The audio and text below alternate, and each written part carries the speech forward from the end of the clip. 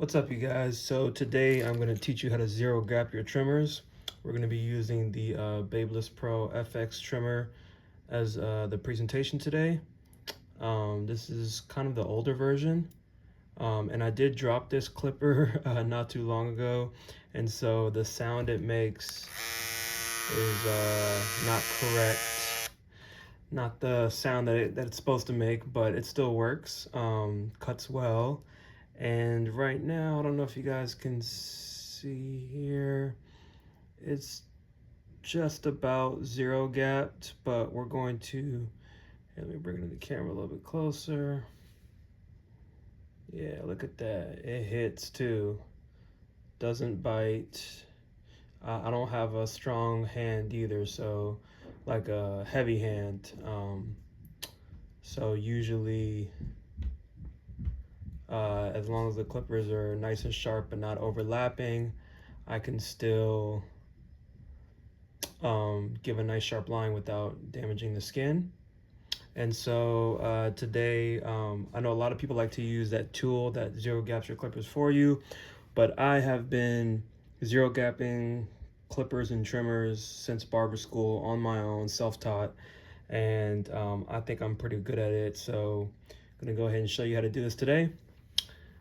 So first thing you want to do is get a towel and lay that down wherever you're doing it at, whether it's on your lap, on a desk, because the towel will catch any screws or anything that might fall away while you're trying to adjust the trimmer. And so we're only going to be using, this is the package like that most of the Babyliss Pro trimmers come with, but we're just going to be using this tool and this one right here. I'll go ahead and put that to the side. So first thing you need to do is you need to screw off the head of the trimmer, separated from the body, because these are going to be the screws here that you use to adjust the trimmer to make it to zero gap it, but you can't do that while it's still onto the body. So we're going to go ahead and unscrew these first.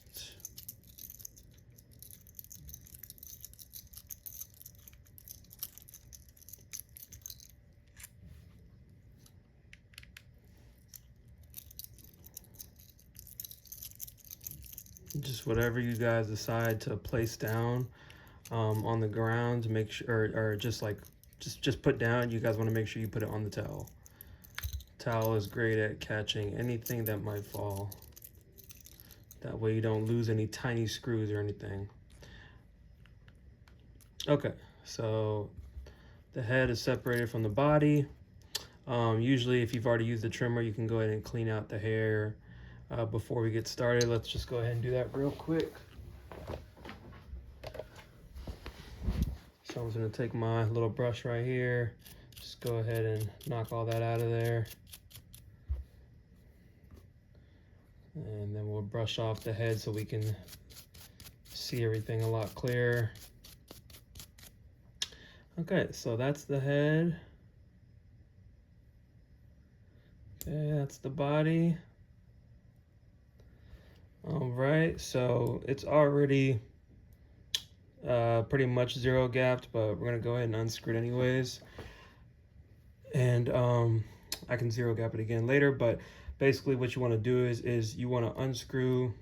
Now most trimmers are different, like different brands, the way you unscrew things and whatever is different, but with Babyliss Pro, with this particular trimmer, this is how you're going to do it. You got to use this tool right here, so make sure to not lose this. As for the screwdriver part, you can find it anywhere, but this is hard to find. So we're going to unscrew this, but we're not going to unscrew it all the way. We're just going to loosen it. Okay, so just very slowly. Oh, it's on there pretty tight. Okay, hold on one second. This is another thing the towel is good for, some grip. Okay, there we go. So it's okay. Once you hear those sounds, then you know that it's going to be a lot easier to loosen. So now we're going to go ahead and just loosen it a little bit more, And that way you can go ahead and play around. Sorry, it's kind of hard to push, but you can play around with this, with these two pieces, and you can adjust them up and down. Because if you remove this thing all the way and take these screws out, it's really hard to get these screws back in and get them like, you know, perfect or whatever. And also at the same time, once you do get this zero gap, you need to start to screw these screws in very slowly to make sure it stays zero gap, because sometimes it'll shift and it'll move, and it's a lot harder to do that when you're trying to put the screws back in while holding it zero gap. So just leave the screws in there, loosen them a little bit to the point where you can adjust this. Show you a little bit better. So you see it's moving up and down, up and down. Yeah, there we go. Okay, so the main thing you don't want to do is, here, let me loosen them up just a tad bit more.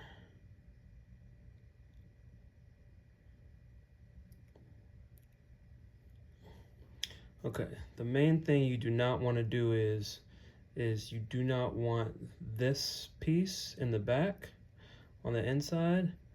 You do not want it to overlap. Sorry, I'm trying to get in this camera. It's hard to do it from upside down. You do not want that piece to overlap like that. See the way it's overlapping? Might be easier if I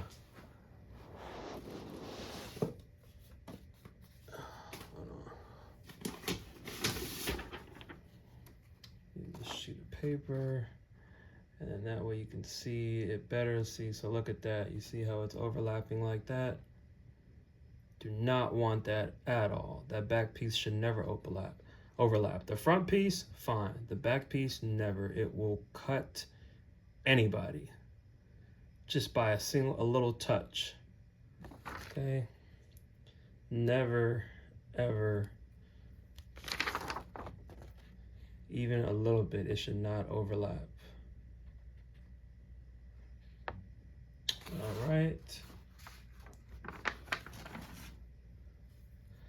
And so, okay, now you know what not to do. So now to make sure you zero gap it without a tool, this is what you got to do. So you want to loosen it, but not too loose.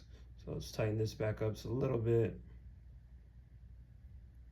Okay, and then you want to go ahead and just slowly start, you know, pushing up towards the, to get it as close as possible to the top of the gold piece, not the black, but you want to push this black part up to get it as close as you can to the top of the gold piece without overlapping.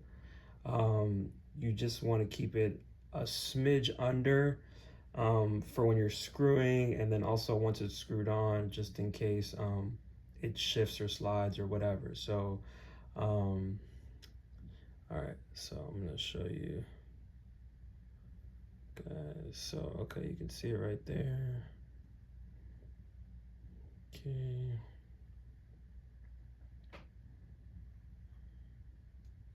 Okay, yeah, so all you do is just push it up and down. Next thing is make sure that the black piece is inside, like these two areas right here.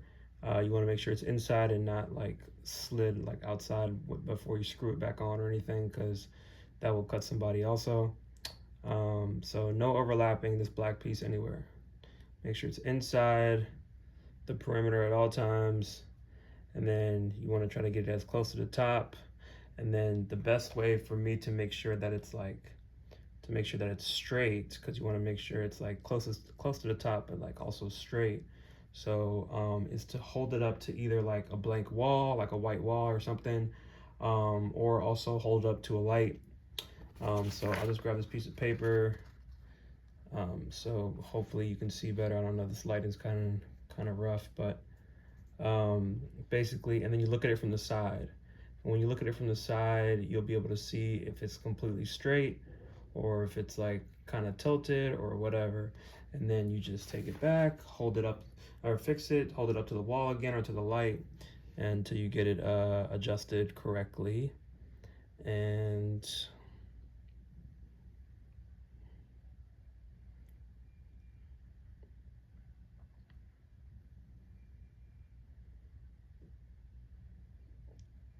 And as long as the screws are loose but not too loose, it should be able to hold in place once you get it like straight, you know? So you can see that's pretty straight. That's close to the rim, but slightly under. You can see that gold. And so we're gonna go ahead and take this screw, but what we're gonna do is very gently, we're gonna hold down the black piece so it doesn't shift too much. Gently though, no, don't push too hard. And then we're gonna go ahead, screw in one side by pushing. We're not gonna screw it in all the way. We're just gonna get a little bit tighter so it holds in place. We're gonna check again, make sure it's still straight. Make sure it didn't shift or move. Looks good. Go ahead to the other side. Push down into it. Turn. Gotta check again because sometimes it does shift. How does that look to you guys? Let me see. Let me get closer. Okay, I think it's slightly. There we go. Okay. That looks good. Maybe this side moved up a little bit. No, that's good. Okay, cool. All right. Go ahead and just push hard and tighten more. And then push hard and tighten more. And it's pretty much all the way tight. And then you just want to do one more check. Thorough. Make sure that it's flush. There we go. All right. I hope you guys can see that. Yeah, there we go. Okay, so those screws are tight. It's under the gold. Everything's in the perimeter. It's not overlapping, and it's going straight across. Now, once that's all good, let's just make sure it's secure one more time. All right, cool. Once that's all good, grab your body, go ahead and throw it back on. With this, it kind of goes like in there like that. Grab your screws and screw them back in, and then you want to test it. Always test your trimmer after it's adjusted before you touch any of your clients with it, because sometimes after you turn it on, depending on the trimmer, sometimes the blade can still shift, and if it shifts and overlaps or in any way, it can cut your client very badly. So all right, got that on.